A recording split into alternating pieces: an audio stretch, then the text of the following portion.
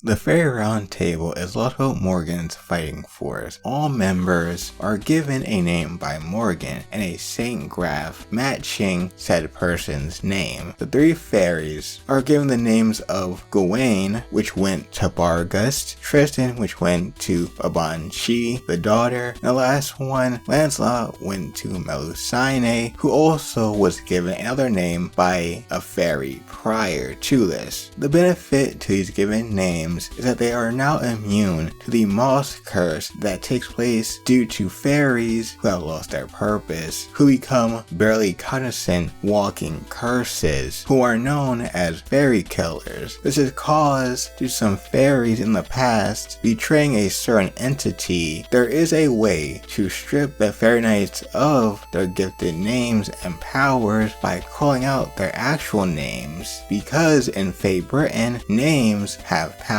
Although this actually only works if the fairy knight actually is aware of their name, since usually it gets overwritten with the gifted name in their memory. Bargust being a prime case for this, being done for a very specific reason. Morgan, formerly known as Vivian, named Tenelico by her Rain clan foster mother, and Castoria share a unique relationship. Unlike normal human history, they're not sisters, but constructs of the earth itself, said to be the child of prophecy who will save Britain and set it on its proper path. But in her case, she chose to go down her own, and instead of saving Britain, she chose to rule it due to many failures, disappointments, and betrayals in her pursuit of the original goal, hating many, loving few. The Rain clan that she was adopted by was eventually wiped out, so she went on a journey to fulfill her purpose to make the fairies repent by having them help make the holy sword via Avalon, but this act would end the Lostbelt and set it on its proper course, and I'm sure you figured out how well that went. But with Morgan's new goal that she chose for herself to make the rest of the world Fae Britain, erasing everything outside of it, even some of the fairies that aren't within her kingdom, and erasing greater human history, which I'm sure the alien god might disagree with, considering that's her turf.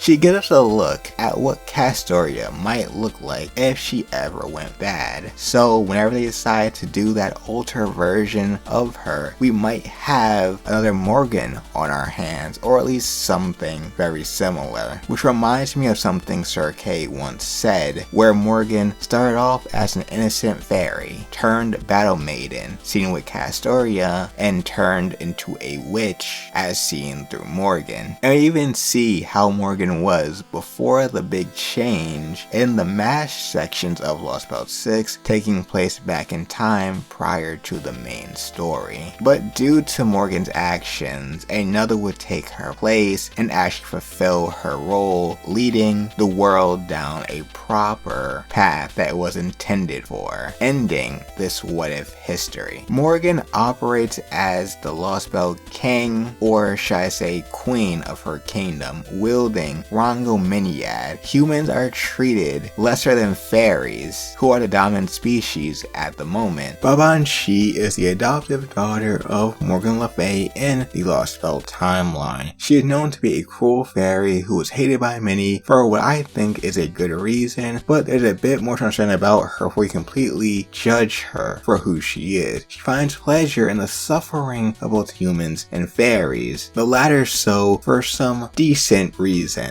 But for her, if it breeds, it's fair game for her. She is known to be the least knightly among the three pretend knights of Morgan's Round Table. In the past, she was a nice fairy who liked helping others, but the world wasn't kind to her. Other fairies tore her apart, and she was pushed to the point where she couldn't even reincarnate after this. Morgan would then find her, and having similar experiences during her time of before becoming Morgan Le Fay, she would set the path for what her daughter would become. While on the outside, she seems pretty bad with a 400,000 plus kill count over 100 years. Inside, she's actually very weak and vulnerable. She desires the love of Morgan. She doesn't want to be abandoned by the only person that she feels loves her. And because Morgan shows affection towards her when she's causing the suffering of others, that push her to do what she does. She also has an issue where she is so self-obsessed with reaching all her goals that she even causes herself harm to the lengths of even losing limbs. So obviously, she's not mentally in a good place, especially around fairies, and physically may not be doing the best for herself. But I won't say she is blameless in all of this, especially when you have a kill count of over 400,000, no thanks to Morgan giving her positive reinforcement that got her to this point. Now, understanding this about her, I find it not so surprising that in her Valentine's Day event, she actually gives a chocolate that destroys other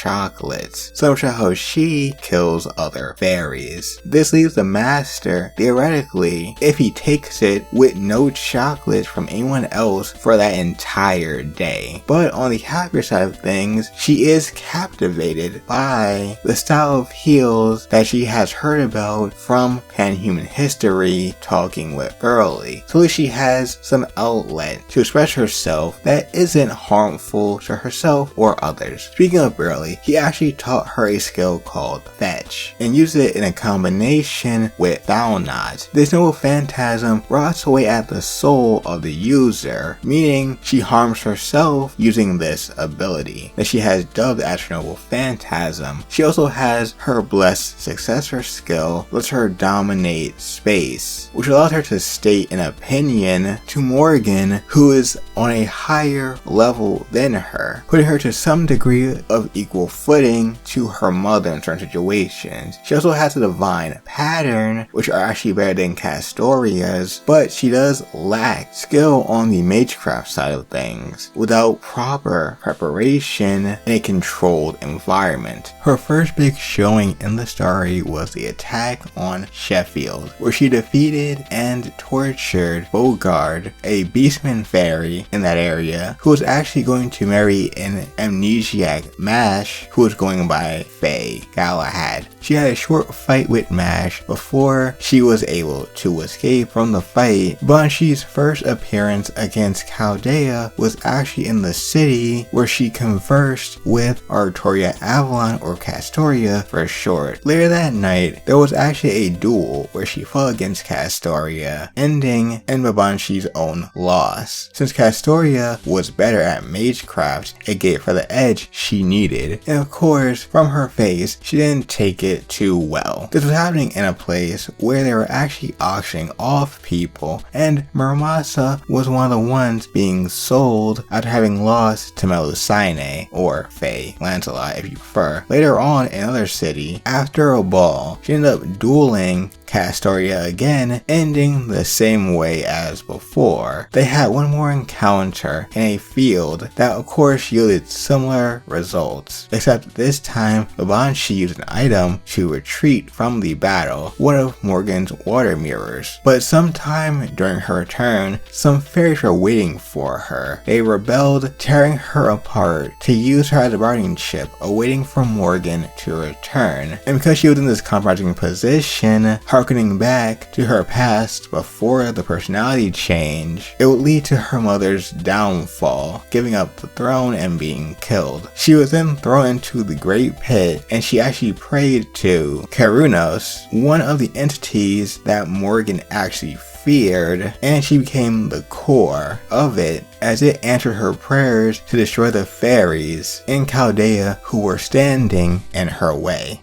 Vargas, aka Fairy Knight Gawain, is a demonic black dog that is said to foreshadow one's death when they appear. The thing about her is she wants to love so much to the point where she will eventually eat those that she loves. This is due to her being the reincarnation of a calamity that Morgan tried to avert that seeks strong mates, awaiting the day it destroys Britain, getting stronger over time. She is said to be the most feared of the three fairy knights, and admittedly not the strongest. That goes to Melusine, who also may be considered a calamity when you know what she is. Morgan wanted to stop Vargas, so she gave her the gifted name with the intent to delay the inevitable, and surprised that it worked as long as it did. Vargas almost went through transformation when she felt a powerful grief from eating one of her longest living partners, but Oberon saw this and sealed her memories of the event, making her think her lover was still alive because it wasn't the right time for her to be unleashed. But those memories would again resurface after seeing fairies imitating her way of doing things during the evacuation of fairies to pan-human history when a Lostbelt was falling apart. But seeing this, she realized they couldn't go on to pan-human history, and her more bestial nature would appear, where she would become the Calamity, a giant black dog who is said to be weaker than her human form by Mash, aka Fae Galahad, and compared to Foe as Cathpalug in size. She asked Chaldea to kill her before she could leave the Lostbelt, because if she did, she would become a calamity there as well, which is actually something that she kind of shares with Melusine, considering what happened to her towards the end of the story. Mash would then summon Gawain and Lancelot, who normally would not be summonable here, but because their names were actually engraved in the Fairy Knights, it made it possible. Together with the original knights, she was slain and put to rest. The dragon known as Albion left to soar the skies after the White Titan's rampage and death, missing its ticket to the reverse side of the world where many divine spirits and phantasmals went. Trying to dig its way through the earth, failing to make the trip, became one with the earth itself, becoming known as the Spirit Tomb of Albion. Its remains lay under the clock tower, a place where modern mages of all kinds gather. But in the Lostbelt timeline, Fae Britain, the remains of the dragon, now too tired to fly, left to die. One of its hands was modeled to look like a young girl, found by the fairy Aurora, who named this girl Melusine, given the title of Fairy Knight Lancelot by the Lostbelt Queen Morgan Le Fay. And in time, in this position, she will establish a sibling-ish relationship with the Lostbelt version of Percival of the Round Table. Some saw her as cruel, shunning humans, even though in reality, she doesn't hate them. Rather, she just finds that humans generally have a low chance of survivability. She never looks down on others, because considering where she came from, is she truly any better? She can easily be considered one of the strongest fairy knights among Morgan's Round Table, capable of fighting two servants at the same time, one of them being Muramasa, who was employed by the alien god. Even though all she wants is love, she is used by her mother, eliminating the Mirror Clan of fairies. And the decisive moment where Fae Britain is cutting apart, her mother's true colors are revealed. She kills her mother, and overwhelmed with emotions, the dragon inside her is awakened, as now that Aurora is dead, the name Melusine means nothing. It has no power. Aurora, knowing this, smiles knowing that letting her loose into proper for human history will make her daughter a monster deprived of love, true love. Meanwhile, the crypter, Burly Gut, tells one of the apostles of the alien god Koenskaya about Albion in relation to Melusine, who may be a benefit in Koenskaya's evolution into a beast, but that didn't work out too well for a certain supposed fox. In her rampage, it took the efforts of Percival to help her wake up and come to her senses, and in return, she helps the Chaldeans in their time of need when Oberon tries to consume them, deciding to soar the skies as the Lostbelt comes to an end. So since I've mentioned her in this video already, we should talk about Fae Galahad, aka MASH. Even though she is not a member of Morgan's group per se, she has had experiences with Morgan, and she follows a similar trend to how the others work. MASH was separated from her party, having gotten lost in